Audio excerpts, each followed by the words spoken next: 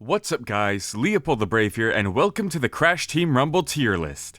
Originally, I was gonna do one of these each and every season because I stupidly assumed that every single bit of content for the season would drop on the first day. But that's not the case. The new characters are spread out throughout the season and there's gonna be balance patches in between. So there's no real perfect time to update the tier list. I'll just have to wait until there's a major change and we get a bunch more content. For example, the game has 4 more characters right now than it had during the beta. So maybe whenever they add 4 to 5 more characters, I'll update the tier list. The reason I don't just do it after every character or after every balance patch is because 1, it would be a huge waste of time. Either only one character gets tweaked or Engine comes in and he's the second best character in the game, so all the characters only move down 1 space. And 2, it would become rushed and inaccurate. Because I'd be trying to get the next tier list out so quick after a new update or character drops, I'd end up only taking my own experience into account and not evaluating any other players or results. So, we're gonna do this tier list once each and every handful of characters. Let's begin. S tier. In first place is Dr. Neo Cortex. When Crash Team Rumble first launched, there were a few complaints that Cortex was too busted and broken, and I and a couple other Cortex mains simply laughed it off. He's the highest difficulty character, the hardest one in the game to learn how to play. You should be rewarded for mastering him, right? But then I realized something. There was a whole 2 months in between the beta and full release of Crash Team Rumble. Why didn't I lose any practice with Cortex? Why was I still doing just as well with him no problem right off the bat? That's when I began to notice some differences. His aim was definitely a lot better, the hitbox for his piano was definitely a lot larger, and the transformation shots definitely lasted a lot longer. My guess is that since the beta was so short, a lot of players didn't get the chance to master Cortex, and as such they thought he was kind of weak and not good. And due to the casual player base always being much larger than those who want to play competitively and take the meta seriously, the casual voices are what Toys for Bob heard, and so they made him stronger in the full release when he didn't need to be. He's no longer high difficulty and rewarding, now he is a bit busted and anyone can just pick him up and excel with him. My suggestion is to nerf him back to how he was in the beta. He'd still be the best character in the game with his excellent mobility and high combat tools, but it wouldn't be to a broken extent. And trust me, I'm a Cortex main. If a player wants their own character nerfed, you know it's bad. Second place is CATBAT. This is a surprising one. I never hear anyone talk about their insane skills. Now CATBAT isn't the greatest fighter. Remember, that's not what this tier list is based on. The goal of the game is to collect and deposit Wumpa Fruit. Fighting is just a side mission. Now where CATBAT doesn't have fighting skills, they do excel at escaping fights, breaking up fights, or avoiding them altogether. Remember, you don't need to know how to fight to be a good blocker. CATBAT's dive has such a huge hitbox and knocks back opponents so far, it just disrupts everything as soon as they're hit. And with how mobile CATBAT is with their multiple jumps, they hardly get punished for it, even if they miss. And even if they do get caught, they can just heal themselves with their burger. That's right, it's not just for hurting opponents and healing friends. CATBAT can recover their own health through the burger. And that's not even their main role. Their main role is collecting Wumpa Fruit because they are a scorer. And again, with their mobility, they're definitely equipped to do so.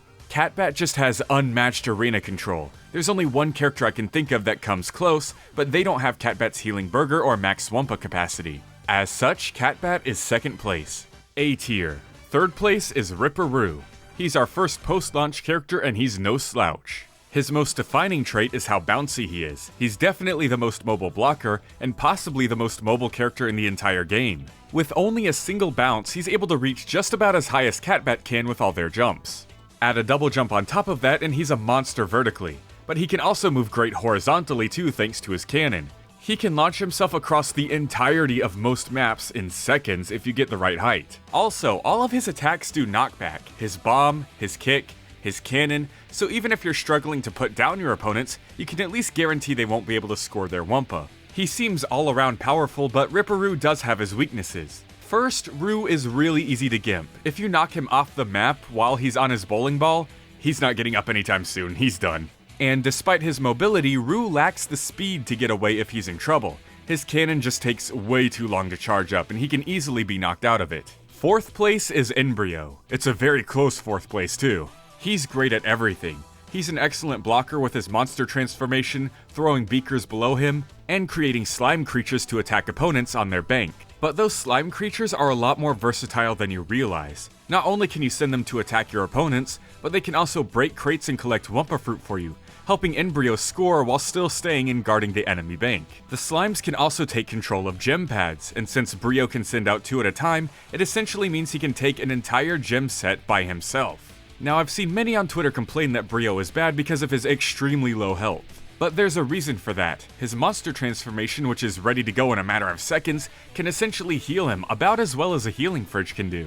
Embryo's real weakness is actually how easy it is to interrupt his transformation. Crash's slide, Ripperoo's kick, Dingodile spin, anything could interrupt this transformation and reset its cooldown. And even when he transforms, he's still vulnerable to a couple things, like Coco's wall.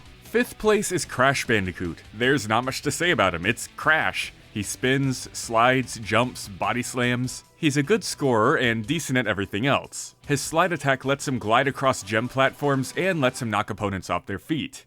You can play him very chill, just platforming around and scoring Wumpa for your team, or you can be aggressive with him and help boost and block. The game was built around his mechanics and control scheme. He's the most versatile character in how you want to play him. Because of this, he's also dead center of the tier list. There's 4 characters better than him, but also 4 characters worse than him. He can do a lot of things, but not all at the same time. You have to pick and choose what you want to excel at with Crash. B tier. 6th place is Coco Bandicoot. Now that one's definitely gonna cause some anger because every Coco main I've seen absolutely insists she's the most broken and busted character in this entire game. Even above Cortex, but anyone who isn't a Coco main, including myself, just doesn't see it. So Coco mains, hear us out. Coco can do just about everything Crash can. She can spin, she has a body slam, an air dash, but she's also way faster and has a lot more health than Crash. At first glance that would make her seem better than Crash, but the trade-off is that her attacks are weaker than Crash's, she has a much lower Wumpa capacity than Crash, and she exchanges Crash's super aggressive slides for a defensive wall. And the wall is what Coco mains rely on when describing why she's so good. This wall is very good at tripping up casual players. If you're being chased as a Coco, just use the wall and your opponent will run right into it. However, higher skilled players will know to stop when they suspect Coco is about to use her wall, and either jump over it, walk around it, or just stay in place, because the Coco is likely running away. Coco's wall is only really good at defending herself, not whatever objective she was trying to accomplish. Compare it to Brio's slimes. Brio's slimes can attack other players. Coco's wall cannot, other players have to run into it. Brio's slimes can capture gem pads. Coco's wall cannot. Brio's slimes can score Wumpa. Coco's wall cannot. Brio can use 2 slimes at once and there's no cooldown. Coco can only use 1 and there is a cooldown. Coco is more annoying for the enemy team than she is effective for your team. Coco is extremely good at fighting for herself and staying alive, but as far as helping her team accomplish their goal, there's much better characters. 7th place is Dingodile. There's not too much to say about him, but he was the worst character in the beta, so it's at least nice that he moved up a tier in the final release. Dingo was so bad in the beta because he was extremely slow movement-wise, he had no vertical mobility, and despite looking super tanky, he could be knocked around very easily.